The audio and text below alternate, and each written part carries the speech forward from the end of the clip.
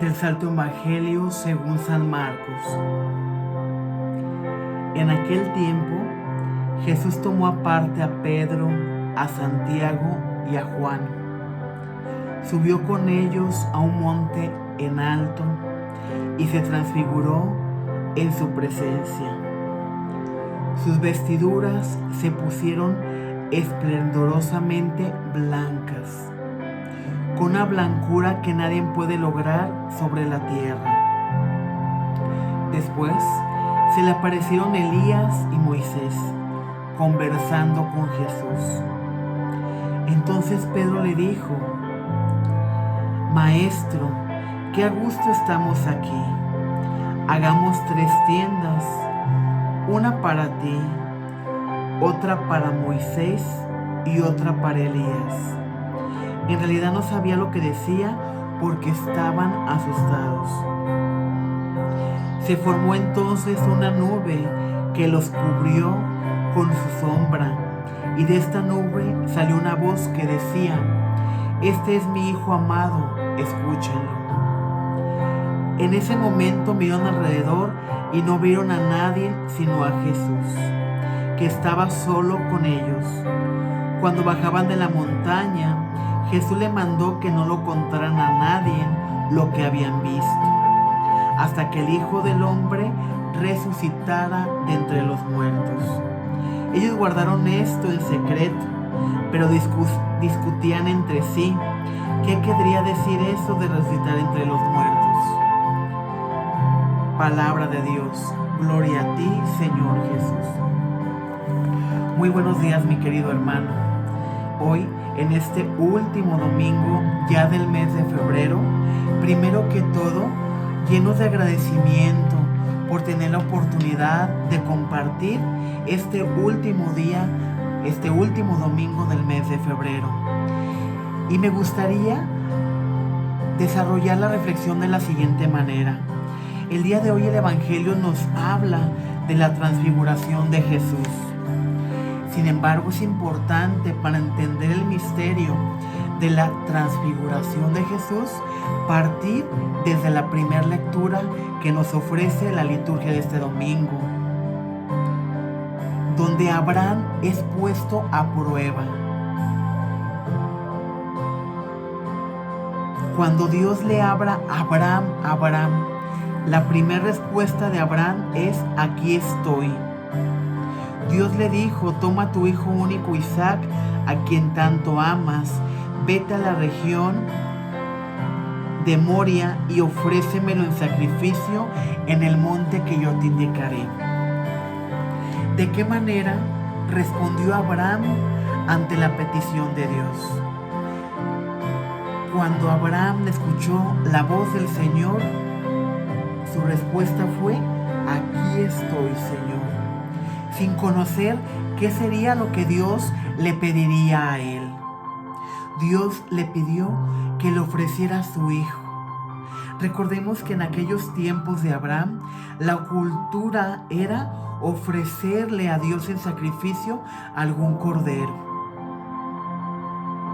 Por eso, la primera reacción de Abraham, aunque con mucho dolor, fue conducir a su hijo hacia ese monte para ofrecérselo a Dios. No porque no lo amara, sino porque era lo que Dios le estaba pidiendo. Si el día de hoy, tú que me estás escuchando, Dios te pidiese lo mismo que Abraham, que le ofrecieras a tu hijo en sacrificio, ¿cómo responderías a ese llamado? ¿Cómo responderías a esa petición? ¿Cómo respondemos cuando Dios manda llamar a alguno de nuestros familiares a su presencia? ¿Realmente le decimos: aquí estoy, Señor? ¿Realmente lo ofrecemos con esa gratitud, con ese abandono, como el que hoy nos muestra Abraham en la primera lectura?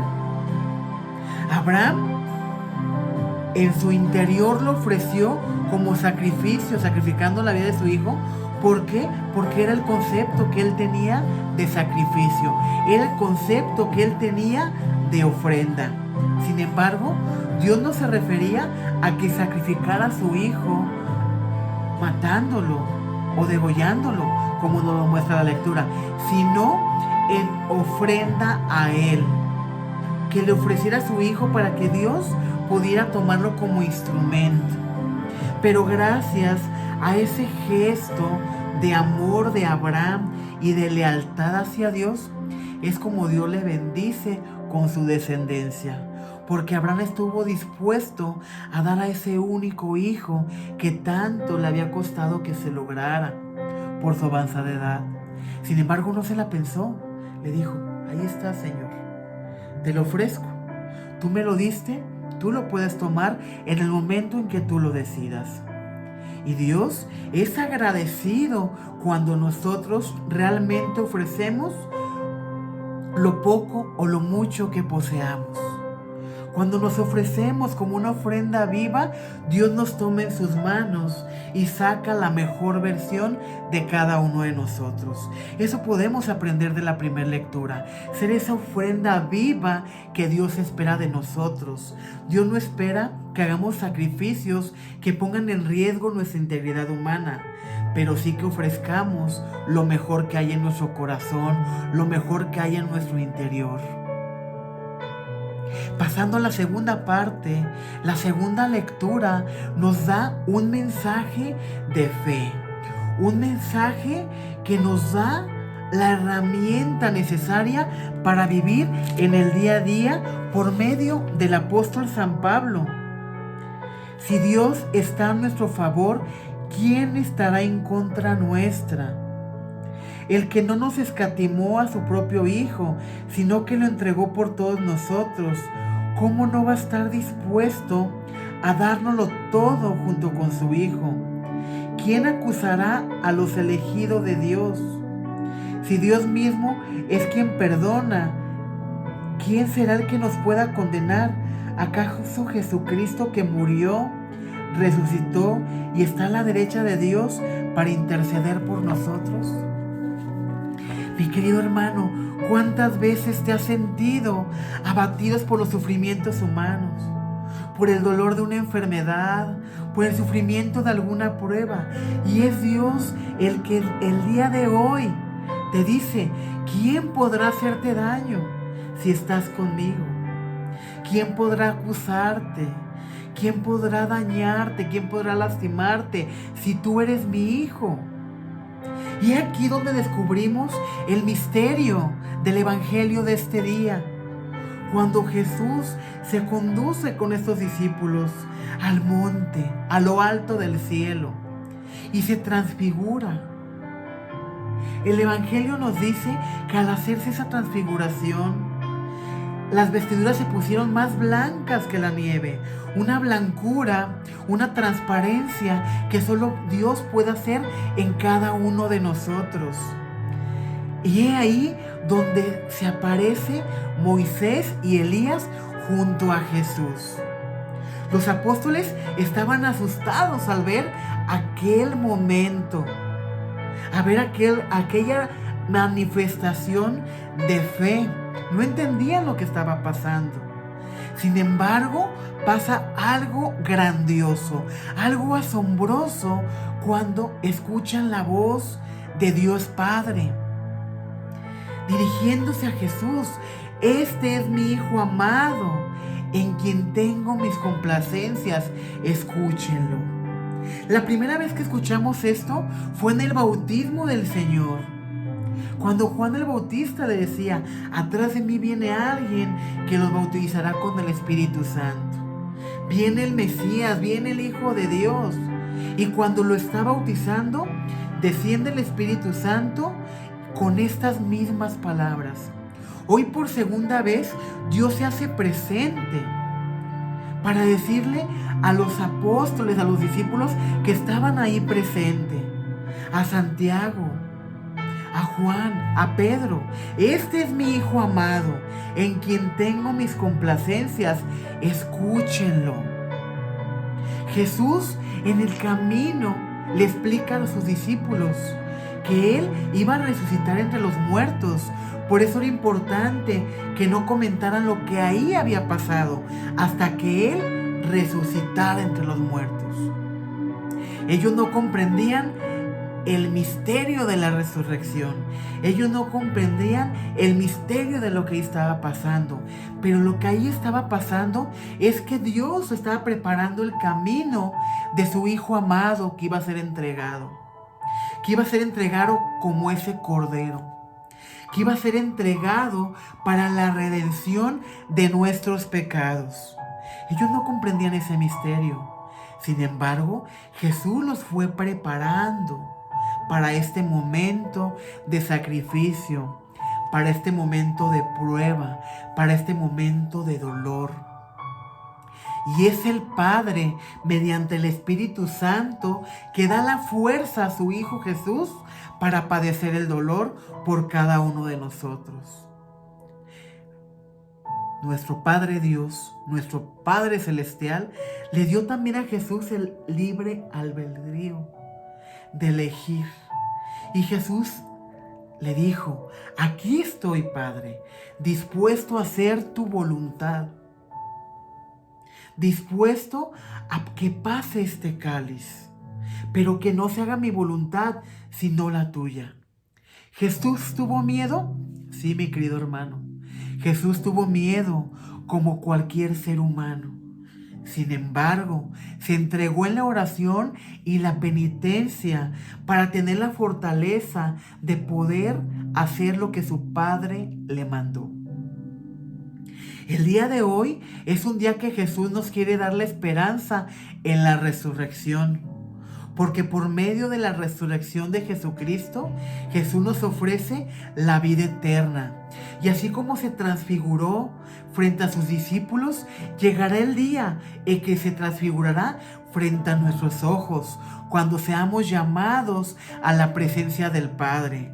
Cuando por nuestros buenos frutos nos diga Jesús: vengan benditos de mi Padre, vengan y pasen a tomar posesión del banquete celestial. ¿Por qué? Porque me han seguido, porque trabajaron por su salvación, porque me dijeron: aquí estoy, Señor. Hoy es un momento, un domingo de Cuaresma, en el cual debemos de responderle a Dios al llamado.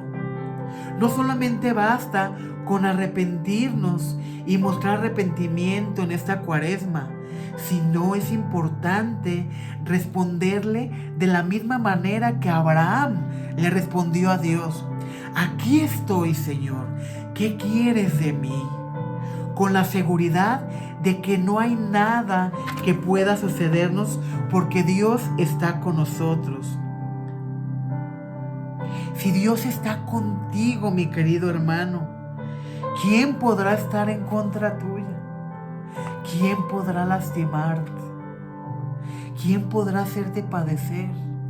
Si Dios mismo entregó a su Hijo único por la redención de nuestros pecados, porque te ama a ti. Dios quiere que seas ese hijo amado. Dios quiere poner sus complacencias en ti y en mí. ¿Qué es lo que tendrías que hacer, mi querido hermano, para que Dios pueda decir: este es mi hijo amado en quien tengo mis complacencias? ¿Qué te hace falta cambiar en tu vida? ¿Qué te hace falta hacer para que Dios te vea como esa ofrenda viva? Para que Dios ponga en ti toda su confianza. Para que Dios ponga en ti toda su complacencia. ¿Qué tienes que hacer? ¿Qué tienes que transformar? ¿Qué tienes que dejar atrás?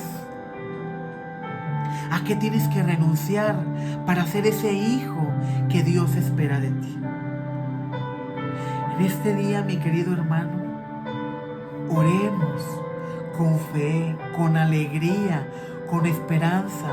Pidámosle a Dios Padre que sepamos contestar el llamado que Él nos hace.